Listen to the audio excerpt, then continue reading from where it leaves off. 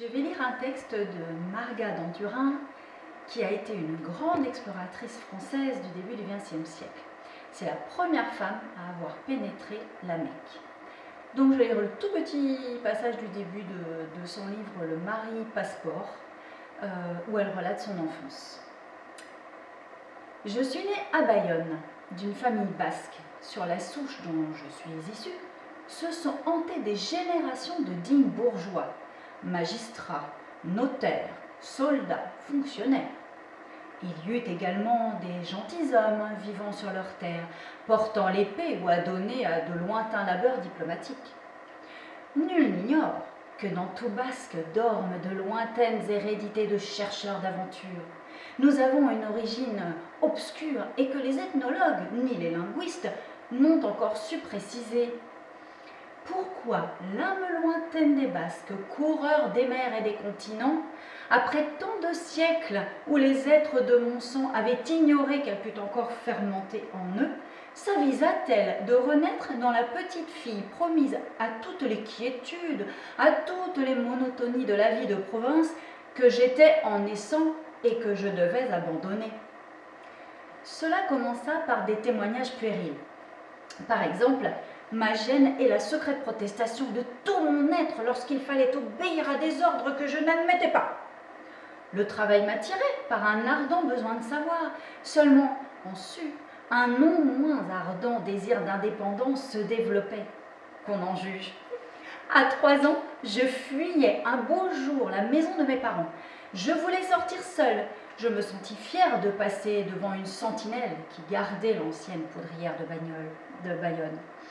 J'allais me cacher sous un pont où je me sentais plus libre, laissant ma famille s'affoler pendant toute une journée. Un autre jour, plus tard, ayant pris la bicyclette de ma sœur, sur un chemin de halage, je voulus faire des prouesses que mes petites jambes ne permirent point, et je tombai dans le gave. Bien entendu, ces fantaisies et combien d'autres étaient accomplies en dépit des interdictions familiales et dans une sorte de dédain du danger que pourtant je devinais fort bien. Cependant, je grandissais, et avec moi mes défauts. Ma famille donnait l'exemple d'une vie coite et paisible que je commençais d'abominer. Le rituel des convenances, les réceptions, les échanges de visites, les politesses hypocrites que suivaient les cancans sans douceur, tout ce qui fait le fond de l'existence provinciale me donnait la nausée. Bientôt, je ne pus réfréner mes goûts, ni les manifestations de mon indiscipline. La docilité, dont malgré tout je témoignais souvent, fit place à une insubordination violente. Il fallut envisager le meilleur moyen de mettre fin à cet anarchisme enfantin. On décida de me mettre au couvent. J'avais 9 ans révolus. Hélas, éducateurs et éducatrices ne conçoivent guère de réduire par la persuasion, la douceur, la bonté, les esprits non conformistes. On compte sur la force, ce qui, cependant, paraît bien avoir fait faillite. Elle ne devait point réussir avec moi. J'avais déjà, et j'ai toujours, au suprême degré, un grand besoin de vérité, d'exactitude et de franchise. Il correspondait bien aux conseils qu'on me donnait de partout, mais pas à la façon dont il faut les comprendre. On me nommait Saint Jean Bouche d'Or pour ma sincérité brutale.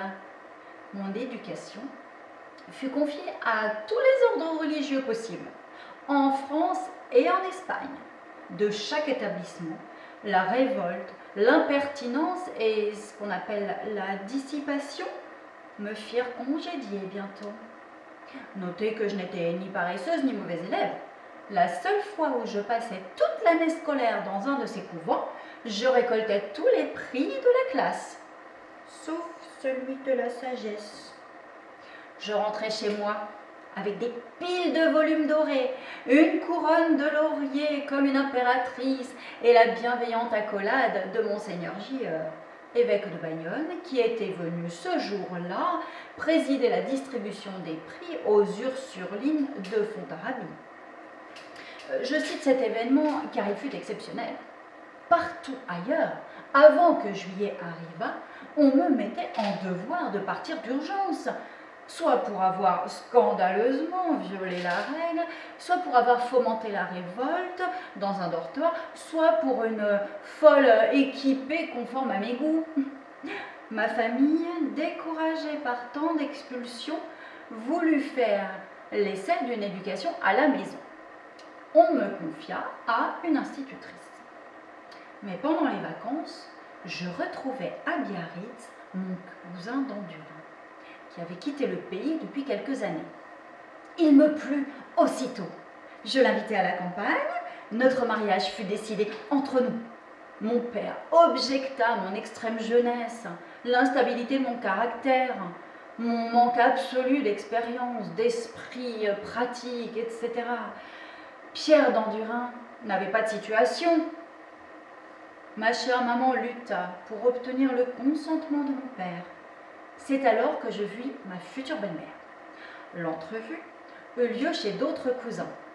On avait, pour cette réception, établi mes cheveux en chignon et je portais une robe longue de ma cousine, de telle sorte que ma mère elle-même faillit ne pas me reconnaître, tant j'étais fagotée pour me vieillir. Sitôt l'entretien terminé, je repris mes jupes courtes, je relâchai mes cheveux et je repartis vers mes exercices coutumiers qui étaient l'équitation et l'ascension des arbres. Enfin, après 6 mois de lutte et d'objection, mes parents autorisèrent mon mariage.